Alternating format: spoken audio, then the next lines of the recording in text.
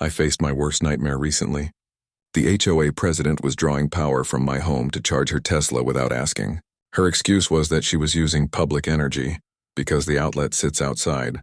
The only thing she actually borrowed that night was my fire extinguisher when her car caught fire. But I will start from the beginning. My name is Evan Cole. I am a solar engineer. I like things that make sense. A circuit is either open or closed. A system is either stable or it is not.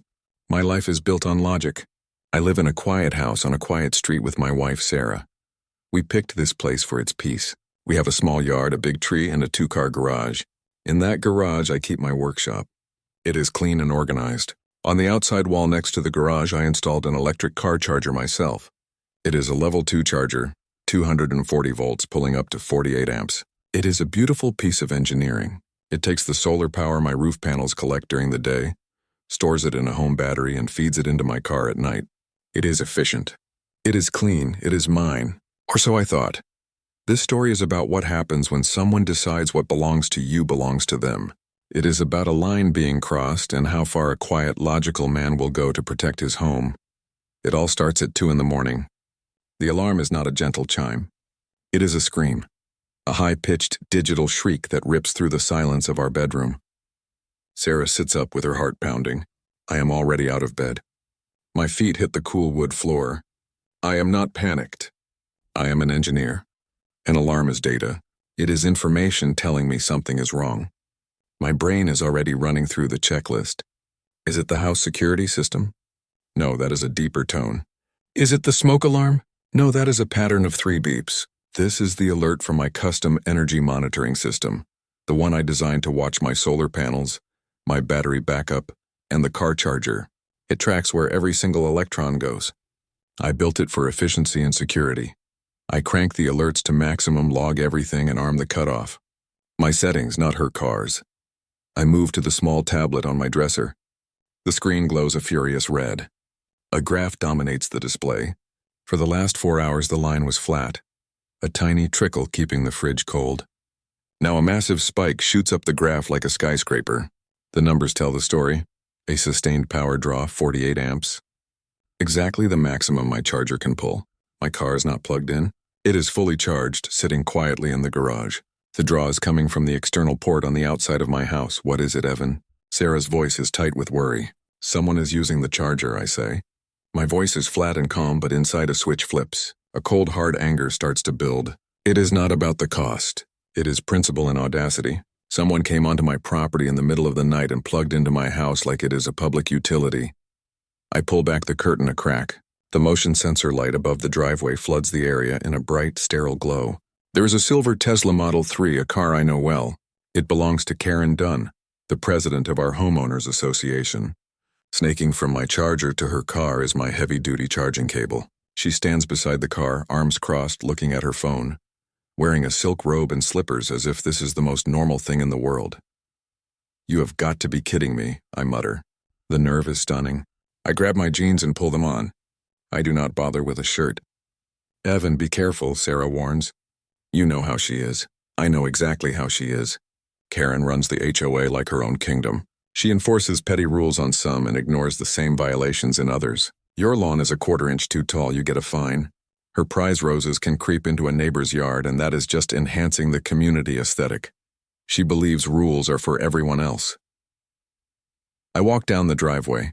My bare feet are cold on the concrete. The only sound is the hum of the charger pouring my solar power into her car. She looks up as I approach. There is no surprise, no shame. She offers a thin, smug smile. Evan, she says, voice sweet. Good evening. Or I guess it's morning. Karen, I reply, keeping my voice even. What are you doing? She waves at her car. Just getting a little top up. I had a long day and forgot to plug in. You know how it is. No, Karen, I do not know how it is. This is not a public charging station. This is my house, she laughs, a condescending puff. Oh, Evan, do not be so dramatic. We are neighbors, community. That is what the C in HOA stands for. She pats my charger, the one I installed and wired into my home. This is a wonderful community feature, she says. My jaw tightens. I did not provide this for the community. I installed it for my car using power from my solar panels. We are also proud of your commitment to green energy, she says. dripping with fake sincerity. It sets a great example. I even mentioned it in the newsletter. I remember the same newsletter that included a notice telling me my mailbox, unchanged for 10 years, was suddenly out of compliance. This is not a community charger. I repeat firmer. It is private property. You are stealing electricity. Her smile disappears. The friendly mask drops away. Stealing? She says. I am the president of this association. Given its placement and its benefit to the neighborhood's green image, I would argue this charger counts as a shared resource. I cannot believe what I am hearing. My private property is a community asset because she declares it so. The engineer in me screams. This is not logical. This is absurd. Unplug your car, Karen, I say, low in warning. I do not think so, she replies, crossing her arms. My car is only at 40%. I need at least 80 to get to my yoga retreat tomorrow. Unplug it now or what? What are you going to do, Evan? Make a scene? Cause a disturbance? I am sure there is an HOA bylaw against that. She stands there in her expensive robe, entitlement on her face, daring me. The cable links my house to her car. The cold concrete grounds me. Anger burns in my chest. This is my home, my sanctuary, and she has turned it into an affront. A simple conversation will not solve this. She has crossed a line. I know how to build systems. I know how to design a solution she cannot argue with. I breathe deep and let it out slowly. I do not need to create a scene. I need a plan. This midnight charge will become the most expensive freebie she ever gets. The next morning, after a sleepless night, I am in my workshop. The anger has cooled into resolve. She thinks her title gives her special rules. I will remind her of different rules, the laws of physics and the laws of the land. Sarah finds me sketching at the workbench and sets a mug of coffee beside my hand. You were quiet when you came back, she says. Are you okay? I am fine, I say, sipping coffee. I am designing a solution. For Karen? She asks, eyeing the schematics. They are wiring diagrams, small boxes labeled contactor relay and RFID module. Let's call it an educational upgrade, I say with a thin smile. Phase 1 is simple deterrence. Phase 2 is undeniable proof. I spend the morning on the phone and online. I know suppliers. I know where to get reliable components. I am not interested in shortcuts. I am building a fortress, but within the law. First, a lock. Not a cheap padlock, but a heavy-duty weatherproof lockbox made of hardened steel. It will cover the entire charging handle and the wall port, and secure with a combination I can change. That is the physical barrier. It is clear and direct, keep out. But I know Karen, she is clever and persistent. A lock might stop her for a day, but not forever. She will see it as a challenge. She will try to break it, or she will complain to the HOA board that I am creating an eyesore. This is where Phase 2 comes in. Undeniable evidence. I will add logging and access control. An RFID module tied to my monitoring system will record every authorized connection with a timestamp. A small camera facing the charger will capture anyone who tries to use it. If someone connects without authorization, the system will log the event, shutter the outlet electronically, and send me a time-stamped alert with video. No argument, no he said, she said. Just clear data. I do not want escalation. I want boundaries and accountability. I want respect for my property and my work. Karen's actions were not a lapse of judgment. They were entitlement disguised as convenience.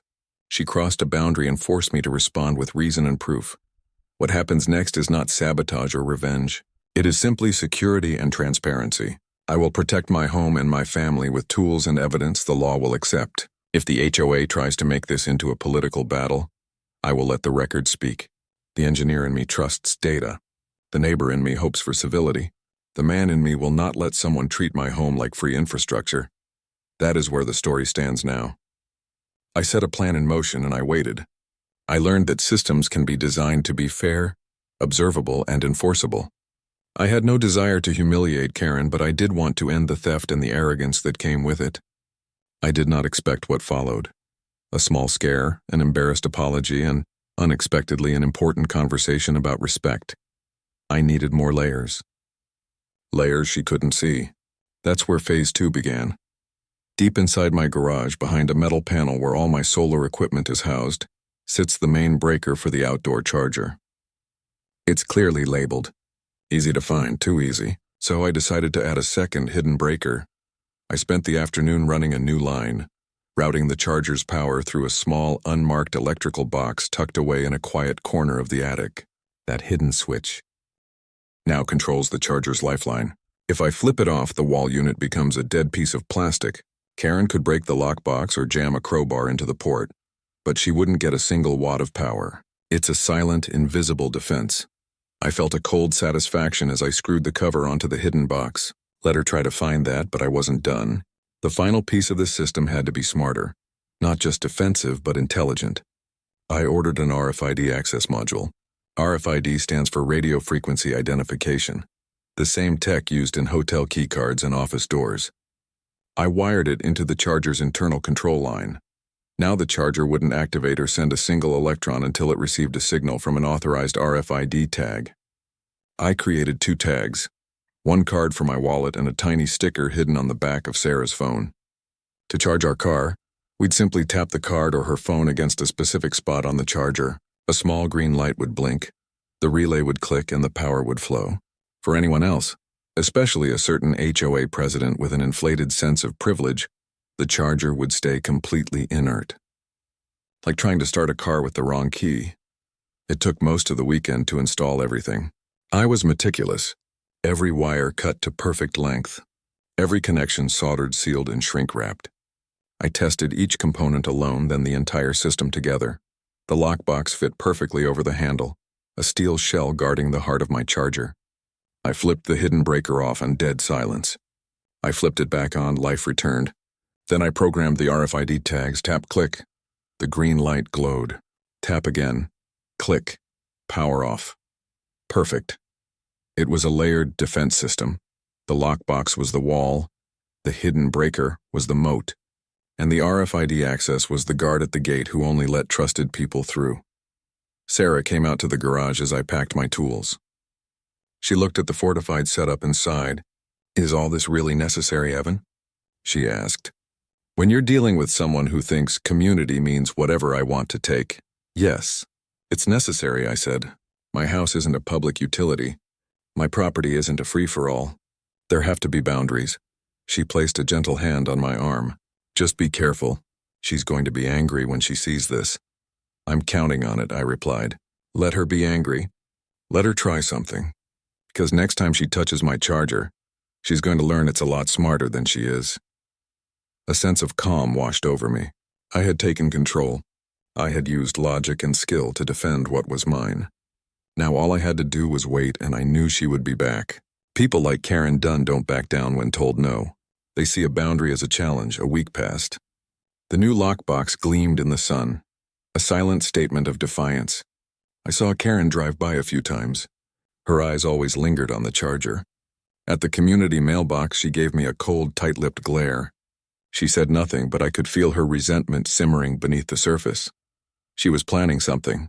People like her never just give up. They escalate. They search for loopholes, for ways to prove they're still in control. Each night I checked my system before bed, the hidden breaker on, the RFID module armed. My fortress stood ready, but I realized there was still one missing layer: evidence.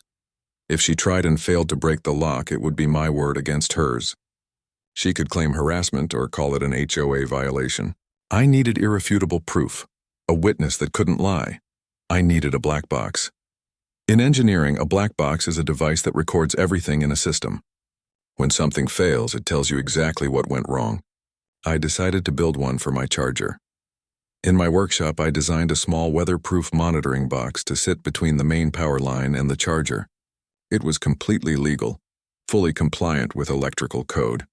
Inside, I placed a microcontroller connected to precision sensors measuring voltage and current every second. It would log all data to an SD card, time-stamped to the millisecond. A perfect diary of the charger's activity. But I didn't stop there.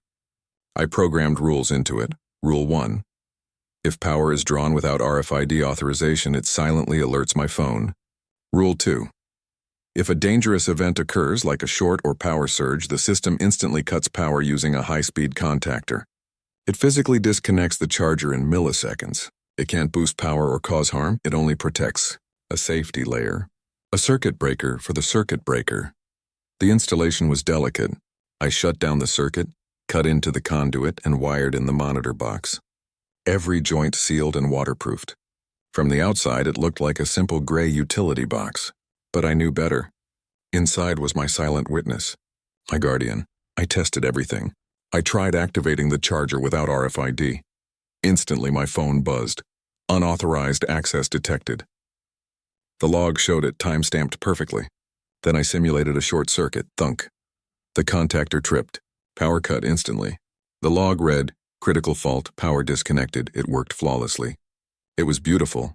A masterpiece of personal security. Legal, logical, unstoppable. Sarah watched me close the box. Another upgrade? She asked. The final one, I said. This one's just a notary. It watches records and pulls the plug if anything dangerous happens. You really think she'll try again? She asked softly. She was tired of the tension. So was I. Oh, I know she will, I said. She's been stewing for a week. Her ego's bruised. She was denied something she thought she deserved, and she won't let it go. She's not after a free charge anymore. Now she wants to win. I smiled faintly and looked at the charger, my creation. But what she doesn't know, I said, is that the game has already changed. She's playing checkers. I'm playing chess. A strange anticipation coils in my gut. Not excitement, but tension, sharp and heavy. I've built this intricate logical defense around my home, and now I'm just waiting for the attack. I hate it. I hate that she's forced me to turn my home into a fortress. I hate the conflict. But the engineer in me, the problem solver, feels a grim satisfaction. I analyzed the problem, designed a solution, built it, tested it. Now the system is live. All it needs is an input. And I have a feeling Karen Dunn is about to provide it. My little gray box will record everything. The night is dark. A thin slice of moon hangs low, giving barely any light. It's just after midnight. I'm in the living room, reading. Sarah's already asleep. The house is still. Then my phone buzzes sharply on the table beside me. I glance down. Unauthorized access attempt. My system is talking to me. Someone's at the charger. There's only one person it could be. I move silently to the window, the same one I looked through a week ago, and pull the blinds back just enough to see. The motion light has flipped on, casting long shadows across the driveway. And there she is. Karen Dunn. No silk robe tonight. She's dressed in dark clothes, moving like a thief. But what catches my eye isn't her. It's what she's holding. Not my charging cable. That's locked securely in its steel box. No, she's brought her own equipment. From my angle, I can see it clearly. A cheap, uncertified adapter with flimsy wiring and zero safety features. One end has a regular household plug, the other a Tesla connector. My stomach twists. I know exactly what she's doing. She's found the outdoor 120-volt outlet I use for holiday lights, the one not connected to the charger circuit. She thinks she's found a loophole. She plans to plug that adapter into my outlet and her car to steal a slow trickle of power. For her, that would be a win. She'd think she beat me. But those third-party adapters are disasters waiting to happen. They use cheap wiring, lack safety cutoffs, and can't handle long, heavy loads. A Tesla is a smart machine. When plugged in, it talks to the charger first, confirming voltage and current. Her adapter can't do that. It's a dumb device trying to talk to a smart car. A recipe for trouble. My heart pounds. My first instinct is to run outside, to shout at her, to stop her from doing something so reckless. But I stop myself. My system doesn't monitor that outlet, but my security cameras do. 2 discrete cameras cover the driveway, recording every second and auto-backing up to the cloud. She fumbles with the adapter, struggling to fit it. She looks back at my house, her face twisted with frustration and stubbornness. She jams the plug harder, forcing it. I can almost hear the scrape of plastic on metal. She kicks the lockbox on my real charger, a petty, childish act, before returning to the adapter. She mutters angrily, hands trembling. She's not trying to charge her car anymore. She's trying to win a personal battle. Against me, I should stop her. The responsible part of me screams to intervene. But the part that's been stolen from, harassed and provoked, wants to see this through. I've done everything right. I've followed the law. She's the one trespassing, using unsafe equipment on my property. Actions have consequences. Maybe it's time she faced them. She finally forces the adapter into her car's port, then plugs the other end into the wall. For a moment, nothing happens. Then she smiles, a smug, triumphant grin. She thinks she's outsmarted me. She turns to leave, probably planning to let her car steal a slow charge overnight. But she has no idea what she's unleashed. Electricity isn't a toy. It's a force of nature. Unforgiving. And she's just disrespected it. I hold my breath, eyes locked on the car. The cheap adapter. The expensive Tesla. The immutable laws of physics. They're about to have a serious argument, and I've got front row seats. Her smile is still frozen in place when it happens. It's not a loud explosion. It's a chain of small violent moments. First comes the sound. A sharp, angry sizzle like bacon on a hot pan, but crueler. Then a blinding flash of blue-white light bursts from where the adapter meets the car's port. An electrical arc. Raw power jumping through air where it doesn't belong. It lasts less than a second, but burns like a welder's torch. A loud pop follows like a firecracker. Black smoke pours from the connector, thick and acrid. Even from inside, I can smell the melted plastic and scorched wiring. Karen screams. Her smug confidence vanishes in an instant. She stumbles backward, hands flying to her face. The smoke thickens, pouring from the warped adapter. Then I see it, a flicker of orange flame licking along the edge of the charging port. On camera, it'll look like the hood's on fire. In reality, it's small, no bigger than a candle, feeding on melted plastic and rubber insulation. My instincts take over. All the anger and tension vanish. Only focus remains. Electrical fire, no water.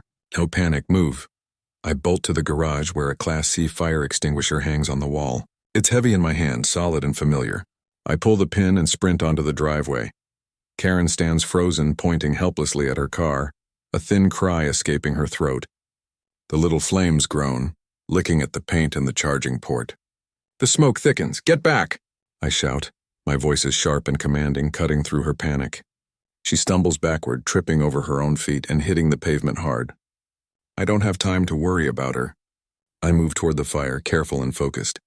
I aim the nozzle of the extinguisher at the base of the flames, just like I was taught. I squeeze the handle. A blast of fine white powder bursts out with a loud hiss. I sweep the nozzle back and forth. The flames vanish instantly, smothered by the chemical spray. The smoke turns from black to white, then fades. I give it one last burst to be sure. It's over. The fire is out. The silence that follows is heavy. The only sound is the ringing in my ears. The air smells harsh, filled with the chemical dust now coating the side of her silver Tesla. Around the charging port, everything is melted and blackened. The cheap adapter is fused into a lump of scorched plastic. Her expensive car, now damaged beyond easy repair, stands as a monument to her own arrogance. I grip the extinguisher tightly, my heart still pounding from the adrenaline. I look at the damage, then at Karen.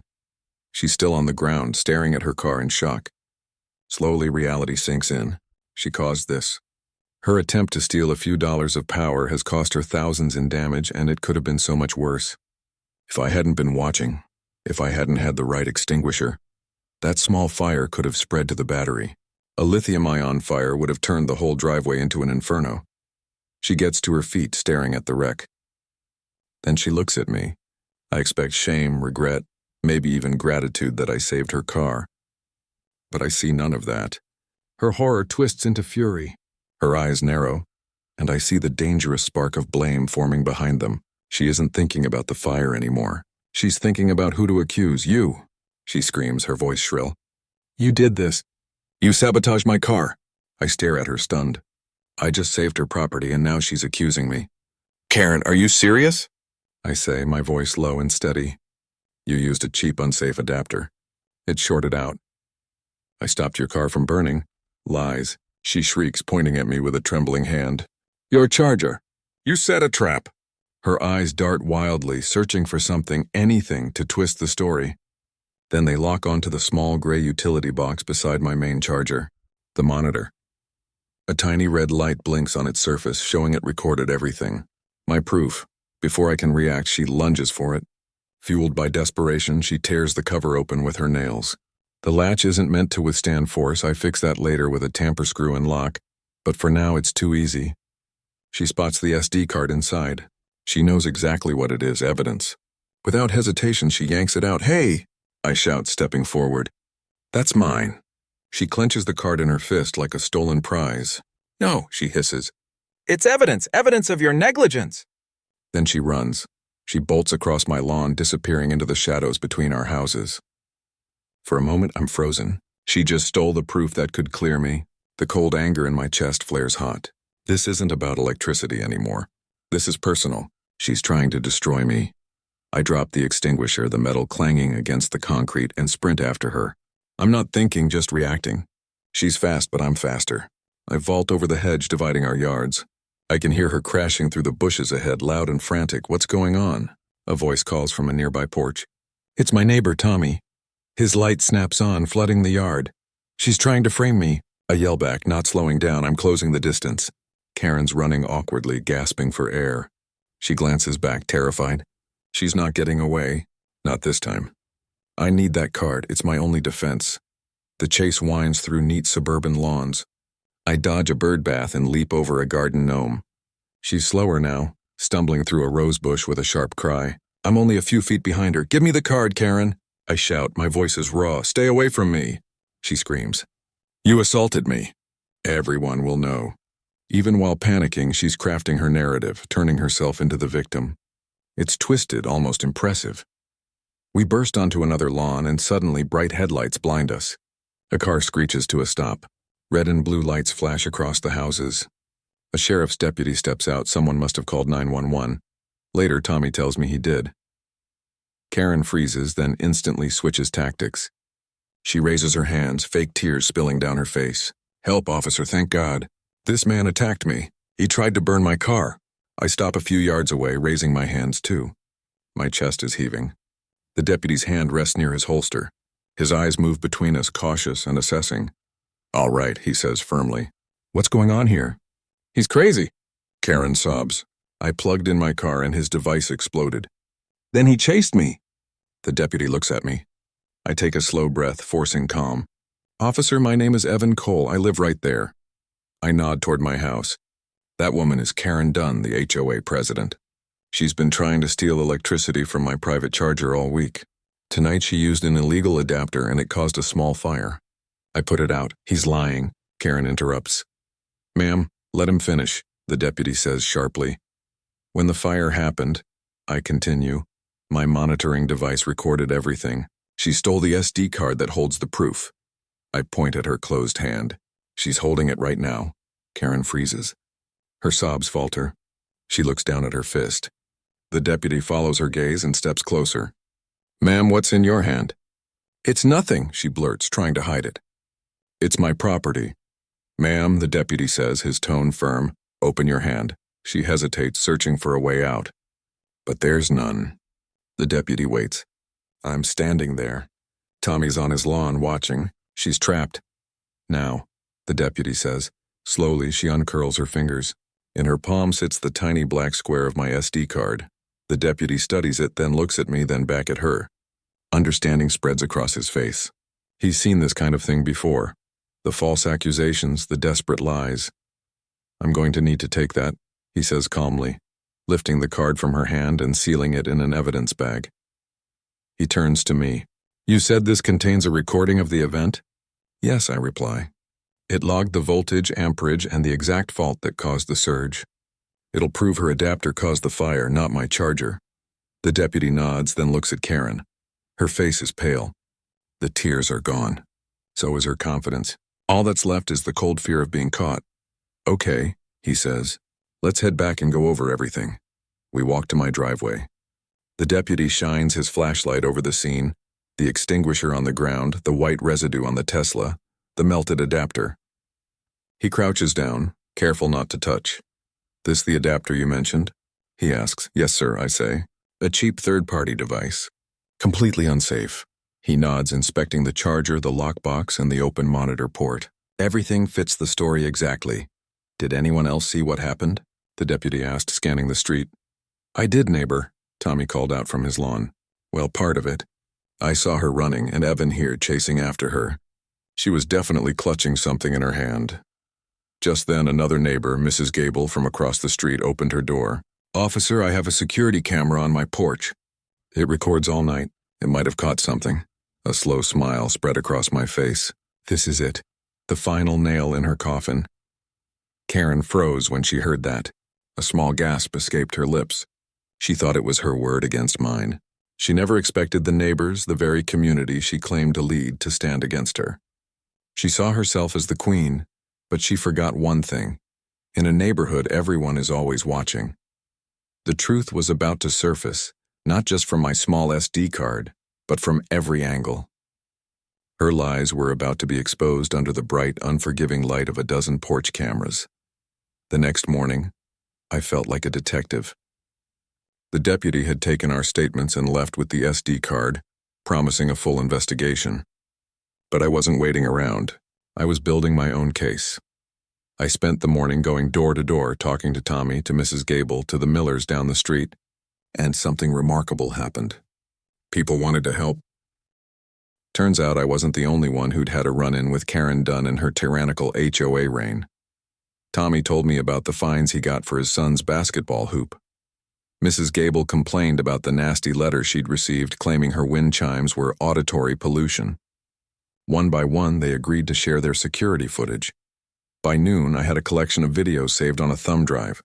I sat down at my desk, a fresh cup of coffee by my side, and started piecing together the timeline. The footage was incredible, a montage of Karen's downfall captured from half a dozen different angles. Mrs. Gable's porch cam was the star. It had a crystal-clear, wide-angle view of my entire driveway. I fast-forwarded to just after midnight, and there she was, Karen Dunn, sneaking onto my property. I saw her carrying the cheap adapter, kicking my charger's lockbox in frustration, then jamming the adapter into her car. A flash of blue light, an electrical arc, smoke, panic. The footage had no sound, but the images spoke for themselves. Then I switched to Tommy's doorbell camera. It didn't catch the fire itself, but it had audio. You could clearly hear Karen screaming, "You set my car on fire." The lie, caught for everyone to hear. Next, I watched her lunge for my monitor box, stealing the SD card and running as I chased after her. Frame by frame, I synced all the videos together, creating a seamless multi-angle timeline. It was undeniable. It showed her intent. It showed her actions. It showed her starting the fire, stealing the evidence, and lying to cover it up. I saved the final 2-minute clip. It told the entire story. No narration needed. Just the truth. Plain and undeniable. While I worked, Sarah was on the phone with her friend, a paralegal, asking about the legality of my recordings. The answer confirmed what I already knew. Every camera was on my property, pointed at my property. Completely legal. The monitor box only logged data from my electrical system, also legal. Karen, on the other hand, had trespassed, attempted to steal utilities, caused property damage, filed a false police report, and stolen my SD card. She was in serious trouble. A weight lifted off my shoulders. The fear and uncertainty were gone. I had proof, the truth, backed by gigabytes of data. But I wasn't going to act like her. I wouldn't shout or accuse. I'd be calm, methodical, and relentless. The facts would speak for themselves, and they'd destroy her lies. Then the phone rang. It was the deputy from the night before. "Mr. Cole," he said, his tone professional. "We have a few updates. The fire marshal examined the scene this morning. Their preliminary report matches your account exactly. The fire was caused by a catastrophic failure of a third-party charging adapter. Evidence shows a direct short circuit. Your home wiring and primary charger were not at fault." I let out a long, slow breath. "Thank you, officer, that's good to hear."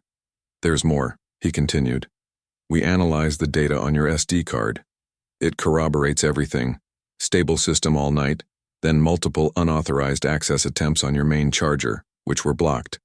No data during the fire as she used a separate outlet, but it proves her intent to tamper. Combined with the neighbor footage, Miss Dunn has serious questions to answer. We'll be in touch." When I hung up, I felt everything falling into place. The system worked. Not just my network of wires and sensors, but the system of truth, law, and evidence. Karen Dunn tried to twist reality with lies and intimidation. But reality doesn't bend to wishful thinking, especially when it's recorded in high definition. I stared at the video file on my screen. I had everything. The footage, the fire marshal's report, the truth. All I needed now was the right stage to show it. And I knew exactly where that would be. The next HOA meeting, in 3 days. It was time for the Queen to face her subjects. The next morning, I got a call from a local news reporter named Jessica Wu. She hosted a segment called On Your Side, covering community disputes and consumer issues. Someone, probably Tommy, had tipped her off. They'd gotten a copy of the WAR police report and wanted the full story: an HOA president, a fire, an accusation of sabotage. At first I hesitated. I didn't want a media circus, I just wanted closure. But then I thought of all the people Karen had bullied, all the damage she'd caused. She'd tried to destroy my name with lies. Maybe the best way to fight a public lie was with the public truth. All right, I told Jessica over the phone, I'll talk, but we do it my way. I'll show you everything, every permit, every log, every piece of evidence. That's exactly what we want, Mr. Cole, she said, excitement in her voice. The full story. The next day, a news van parked in front of my house. Jessica was sharp and professional. She listened closely as I walked her through everything, starting not with the fire, but in my garage. I showed her my solar plans, the city permits, every signature, every approval. I wanted the audience to see I followed the rules. So everything here is up to code, professionally installed? She asked, while her cameraman filmed the setup. To the letter, I said. I'm an engineer. I don't cut corners. Outside, I showed her the charger, the heavy-duty lockbox, and explained why I'd installed it after the first power theft incident. I demonstrated the RFID system, tapping my card to activate the green light.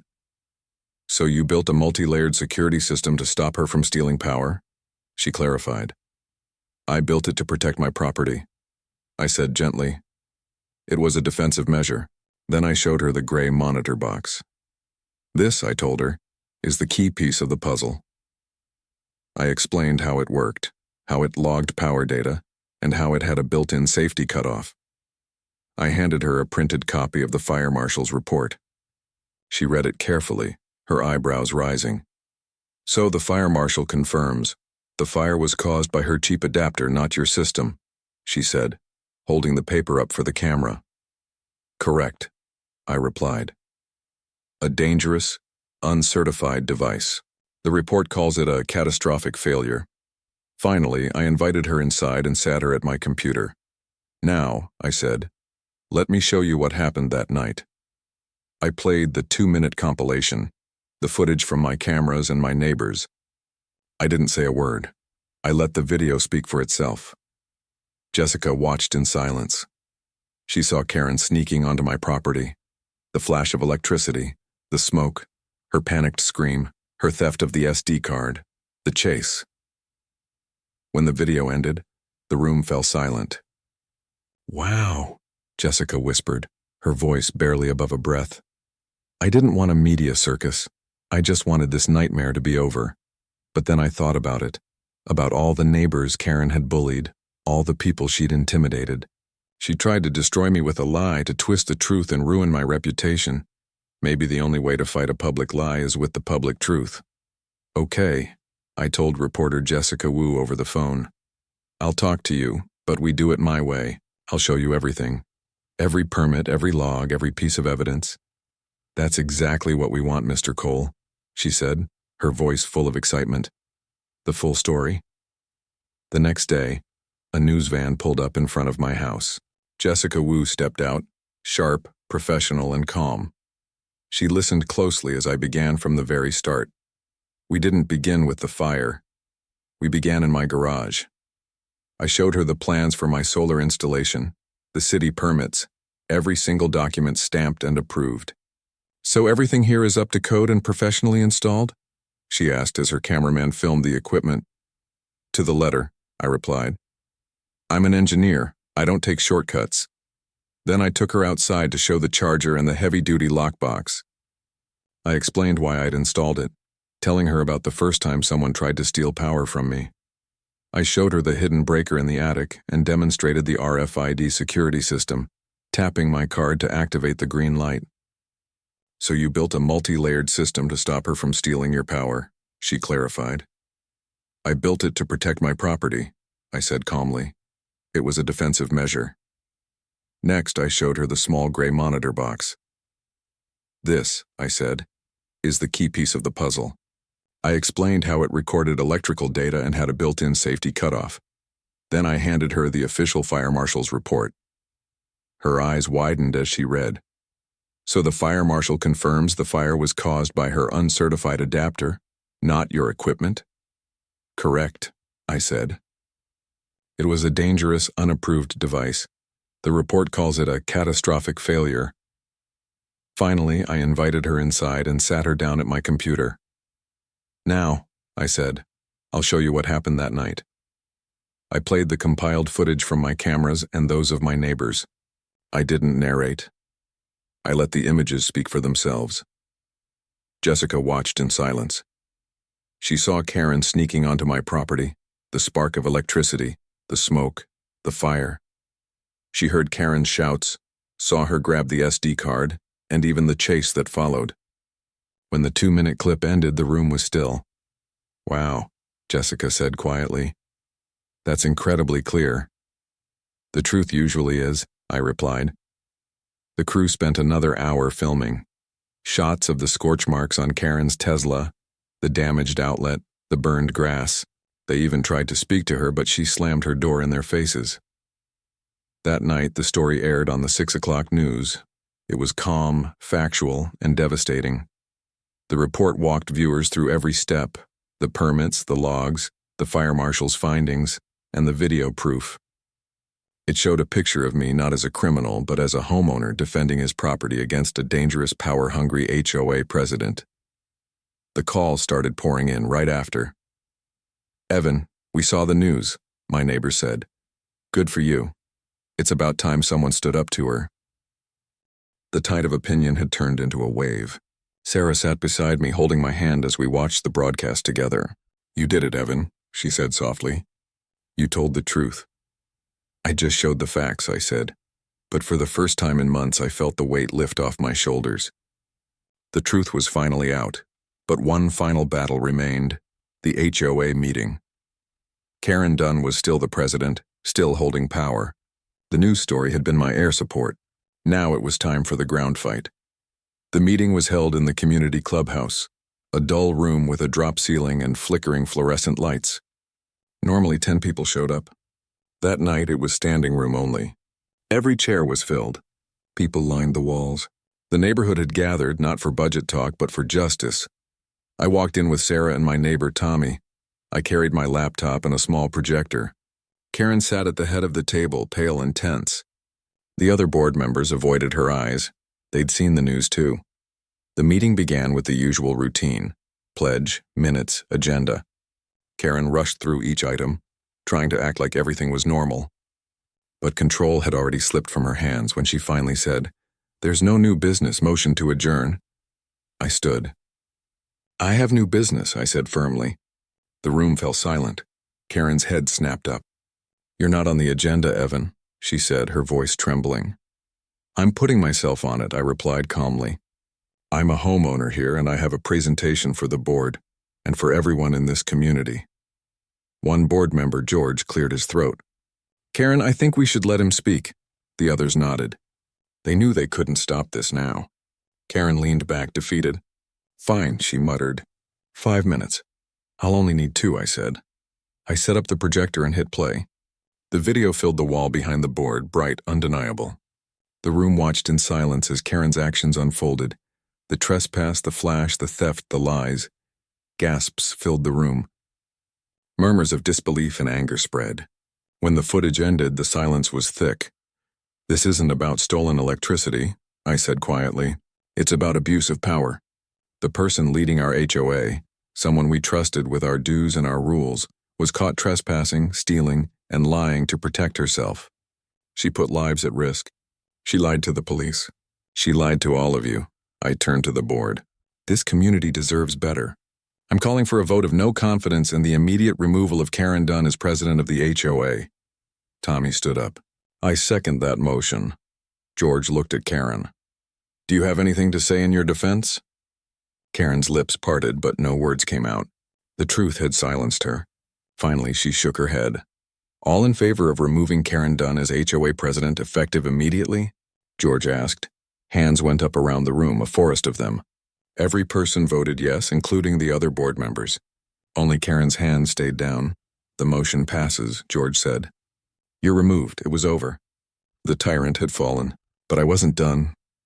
One more thing, I said, holding up a repair invoice from a certified Tesla shop. Her negligence damaged my outlet, and I replaced the extinguisher she used. I expect reimbursement, George nodded. That's reasonable. The HOA will cover it. Then I lifted another document. And this, I said, is a restraining order signed this morning. Karen Dunn is prohibited from contacting me or coming within 100 yards of my property. Whispers rippled through the room. Karen's face twisted in fury as she stood, shoved her chair back, and stormed out. Then came applause. Loud, relieved, genuine. Sarah's eyes were wet as she hugged me. It's over, she whispered. I nodded, feeling the peace return. The fight was finally done, and the truth had won.